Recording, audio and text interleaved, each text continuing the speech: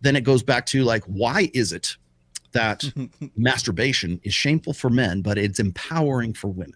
I already know your answer on this one too. I know what it is. What do you think? What's my answer? Tell me what my answer. Well, I have an essay on this. No, your answer is going to be when girls jill off, it's to signal sexual availability. Right. When guys jerk off, it signals sexual scarcity. Yes. More or less. It's almost like I read your goddamn books. The handful. I pay attention when you do your podcasts. People who've read them. Like Justin Waller. There's too many big words in this. Hello, Jay, but man, they're not that many $10 words. Yeah. But no, exactly right. Because men who have sexual access don't or shouldn't need to jerk off, and women who are like masturbating and are in touch, that means they're in touch with their sexuality, and it's a cue for sexual availability. Yeah. The other part of it is if you're the guy who displays those cues of somebody who does jerk off all the time, or more often than not, you're first of all, you're less motivated. That's number one. But the other thing is that if you're doing that, well, you're an incel, right? It's shameful for you to have the penis piston or whatever the fuck it is, right? Yeah. But it's not if the girl wants to go have a lingerie party and a sex toy party like it's a fucking Avon, meeting or some shit like that. That's empowering. So sex for women is empowering, but for sexual expression for men is shameful, and it's a sign. If you're upfront about it, you're talking, like, even just for me to say, you know what, I happen to like all the women that are on our show. I every last one on Access Vegas. Oh, they got fake tits. They got this. I have no problem with fake tits. And what's their problem with science? But by me saying I have no problem with fake tits, that's me as a man being sexually expressive. I love fake tits. I love a nice ass. I love a flat. See, it's funny. I'm Team Natty. Yeah. They look great. They just feel weird. I don't think enough guys even know what a natural tit looks like these days. Again, porn and Instagram and it would be funny to. I mean, in some women it's very obvious, right? Yeah. But like, I think that most guys couldn't even tell you what a natural tit looks like, especially if it's a good boob job, right? But either way, by me saying that, that's me being sexually expressive, right? I have a preference for, let's see, thin, a thigh gap. It doesn't. I don't really care what ethnicity you are, what your hair color is. All as long as you're hot, right? I assumed you wanted those '80s perms. That was your thing. Athletic, big hair. Okay, I got a soft spot for that. I like what I like, right? And what was it? Was it Mr. Beast was talking with what's his face from? The comedian guy Schultz. With Andrew Schultz. And has he been canceled? Did they kill his channel for that? No, but he did grift it. Like, everybody's like, nobody's going to cancel Mr. Beast, but he's saying they're trying to cancel him. It just means he's getting hate messages from chicks because he has preferences for. Yeah. And they weren't even crazy preferences. He wanted a girl that had hobbies other than dating Mr. Beast. Yeah. And it was exactly. He didn't say, I need chicks with fucking double D's and she's got to have a thin waist and she's got to take it anal and all. He didn't say anything like that. Yeah. And it's not made up. He's like, I have dated girls and this is what tends not to work. So I don't like this anymore. So it was, you can't even say he's lying. He's like, he experienced it. He knows this is the stuff he's into. Mm-hmm. But I noticed the one girl that gave him shit over that. It's because she was an author. And it's because he talked about a girl on there. It's like, oh, you write books. That's great. That's a great hobby. Mm-hmm. That girl then assumed, oh, he's talking about me. And it's not a hobby for me. This is my passion. I'm a genius. Mm-hmm. Solipsism, right? He must have been talking about me specifically. Recognize my authority. Yeah.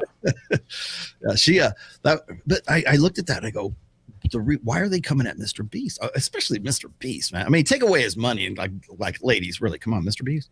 He's like as milquetoast as Friedman. Like, what can you get mad at him for? You take away the gravitas and you take away the money and you take away the social proof of the internet celebrity that goes along with that. And you look at the guy just from like a physical aspect. He's the guy. They see the kid that's over in the corner, like, going, man, if they only knew it was Mr. Beast. Yeah, mid, basically mid. More, and not saying anything away from the guy, but it's like, I mean, you break guys down to like you put everybody on the same level, playing field.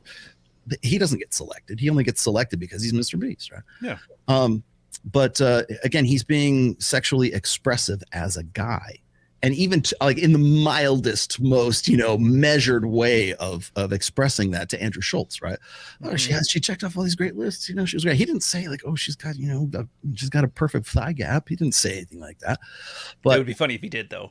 But that, I would love it. So one of the things I think to sort of put the period at the end of the nofap thing is that I'm going to quote Royce from 2009.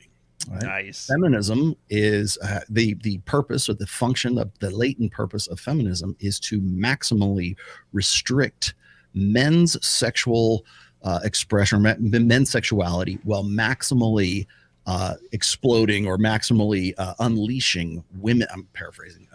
Unleashing women's sexuality. Yeah. That was Royce in 2009. And here we are in 2023 watching this play out for the last, 10, 15 years. And people still think it's an ideology. It's not. It's not. It's a tactic. No. That's why it's all contradictory, because it's all about me, give me more and you less. Mm-hmm. So yeah, exactly. And not even so much to the point where maximally restricting men's sexuality, right? Well, you can't have a dick piston. You can't have a fucking fleshlight. You can't like what you like. How dare you? You can't have an advertisement for pocket pussies on your whatever podcast. Yeah, or sex dolls on your yeah. Yeah, how dare you do something like that? How dare you, sir? Yeah, how dare you? It's a good Christian household with a sex doll. Yeah. You can't do that. But we can talk about on whatever podcast, we can talk about or we can talk goodness. Speaking of sexual expression, our neighbor's got a big dog, and so our little guy's a little jealous. Every time he barks, he decides it's time to go to town. Keep him away. Yeah. But it's male sexual expression will always be something that, even just hinting at it. Like, for instance, I say I like the girls with the big tits on my show, right?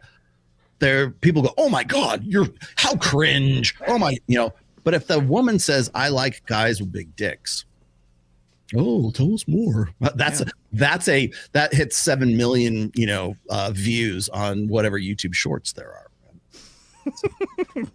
Maximally restricting it. Well, that was why I want to attribute this to Royce too, but I can't say for sure. Mm-hmm. It's as a man, and he didn't say red pilled because it wasn't a thing at the time. He's like, as a man, you just have to be without shame, because that's the one tool they use against you, shaming you. Mm-hmm. And social media amplifies it. So that's when you're like, you can't say this. It's one of those questions that you ask yourself, well, who says you can't? What are the consequences? Oh, some girl lives in India right now is going to yell at me and she has a lot of followers. It's like, oh, okay. Mm.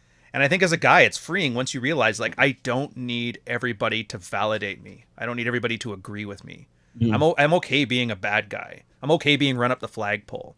Because even Tate, back when he was saying the worst of the worst and everybody was hating him, there was like a cadre of women talking about, actually, he reminds me of my Iranian brother. And they were loving it. Mm-hmm. There's always going to be somebody that loves you. You'll be fine.